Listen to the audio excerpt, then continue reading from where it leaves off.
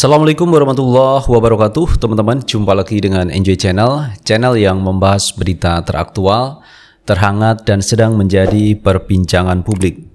Sahabat Enjoy Channel, kali ini yang akan kita bahas mengenai sidang di PN Bandung, Jawa Barat, di mana dalam sidang kemarin tanggal 28 Juli 2022, Habib Bahar bin Smit dituntut oleh JPU 5 tahun penjara dan dipotong masa tahanan karena selama ini Habib Bahar bin Smit sudah menjalani hukuman penjara. Jadi walaupun nanti misalkan diputuskan oleh majelis hakim berapa tahun, tetapi tetap ini dipotong masa tahanan karena Habib Bahar sudah menjalani hukuman, sudah menjalani penahanan. Nah, yang menariknya teman-teman, kalau kita telusuri terkait sidang Habib Bahar bin Smit ini, kasusnya adalah terkait berita bohong. Jadi apa yang disampaikan oleh Habib Bahar bin Smit pada waktu beliau memberikan ceramah di acara Maulid Nabi di Bandung, Jawa Barat, ini dianggap bohong oleh mereka yang melaporkan. Tetapi menurut Habib Bahar bin Smit, apa yang dia sampaikan adalah benar. Itu menurut keyakinan dari Habib Bahar bin Smit. Kemudian kemarin kita juga melihat pernyataan yang disampaikan oleh Fadlizon. Katanya Fadlizon juga mengikuti proses ini. Karena yang disampaikan Habib Bahar itu terkait terbunuhnya tembak-menembak antara polisi dan laskar FPI. Itu yang kemarin beritanya seperti itu. Dan Fadlizon mengikuti itu semua, teman-teman. Sehingga Fadlizon meyakini bahwa apa yang disampaikan oleh Habib Bahar bin Smit ini mendekati kebenaran. Karena itu Habib Bahar bin Smit tetap pada pendiriannya, apa yang disampaikan beliau pada saat ceramah di Maulid Nabi itu adalah sebuah kebenaran. Tetapi bagi pelapor teman-teman, ini yang disampaikan Habib Bahar bin Smit bukan sebuah kebenaran tetapi hoak, berita hoak. Karena itu Habib Bahar bin Smit dilaporkan ke polisi dan akhirnya Habib Bahar menjadi tersangka dan hari ini beliau ditahan. Nah teman-teman, untuk lebih jelasnya coba kita baca berita. Kita ambil berita dari CNN Indonesia. Habib Bahar bin Smit dituntut 5 tahun penjara di kasus sebar hoaks. Penceramah Habib Bahar bin Smit dituntut 5 tahun penjara kasus dugaan penyebaran berita bohong atau hoaks pada Kamis 28 Juli 2022. Jaksa penuntut umum JPU dari Kejati Jawa Barat dan Kejari Bali Bandung menyebut Habib Bahar bin Smit terbukti menyebarkan hoaks saat ceramah yang berlangsung di acara Maulid Nabi Muhammad SAW Desa Nanjung, Kecamatan Margasih, Kabupaten Bandung pada akhir tahun 2021 yang lalu.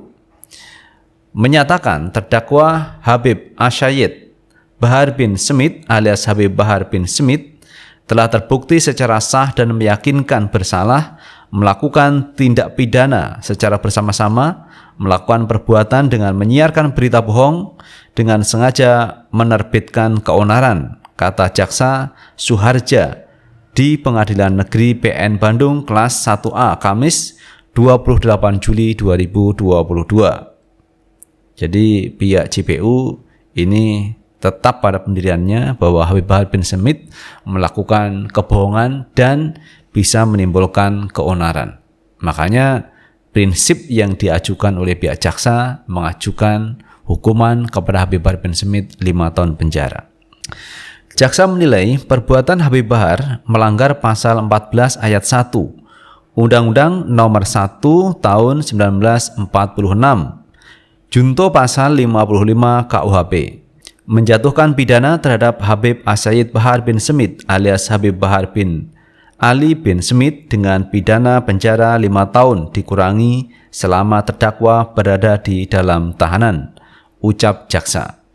Dalam uraian tuntutan, jaksa mengungkapkan ada hal-hal yang meringankan dan memberatkan terdakwa.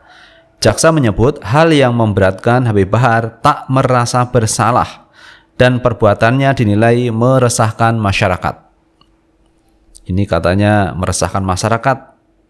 Masyarakat yang mana? Ini juga menjadi pertanyaan kita, teman-teman. Tetapi ini disampaikan oleh JPU. Jadi JPU yang mengatakan bahwa ini meresahkan masyarakat. Hal yang memberatkan perbuatan terdakwa meresahkan masyarakat dan tidak merasa bersalah, ucap jaksa. Sedangkan hal yang meringankan adalah terdakwa memiliki tanggungan keluarga. Menanggapi tuntutan jaksa, Habib Bahar langsung menyatakan tidak bersalah dalam perkara yang menjeratnya. Saya tidak bersalah yang memberatkan karena tidak bersalah. Saya tidak menyesal dituntut 5 tahun. Dihukum mati saya rela untuk keadilan, ujar pendiri Pondok Pesantren Pompes Tajul Alawiyin Kemang Bogor itu. Anda mendakwa saya, menuntut saya, kelak di akhirat Anda akan didakwa. Anda akan dituntut oleh Allah Subhanahu wa taala. Pertanyaan saya dengan lesan mana yang akan menjawab pertanyaan Allah Subhanahu wa taala? Allah Subhanahu wa taala hakim yang paling agung, kata Habib Bahar menambahkan. Nah, itu teman-teman yang disampaikan oleh Habib Bahar bin Smith terkait sidang kemarin tanggal 28 Juli 2022 di mana Habib Bahar bin Smith dituntut 5 tahun penjara oleh JPU. Ada hal yang meringankan, ada juga hal yang memberatkan. Yang memberatkan bagi Habib Bahar yaitu menurut JPU teman-teman, Habib Bahar tidak merasa bersalah. Karena teman-teman, Habib Bahar merasa benar apa yang disampaikan terkait tewasnya 6 laskar FPI. Jadi ini memang ada kaitannya dengan beritanya katanya tembak-menembak antara laskar FPI dengan polisi. Tetapi apa yang disampaikan oleh Habib Bahar bin Smith ini berbeda dengan itu semua. Karena itu Habib Bahar tetap berkeyakinan dengan pendiriannya. Walaupun pihak JPU ini menganggap apa yang disampaikan Habib Bahar itu adalah berita hoaks. Demikian juga dari pelapor juga begitu, kepada pihak polisi juga begitu. Tetapi Habib Bahar punya pendirian lain. Apa yang beliau sampaikan adalah sebuah kebenaran.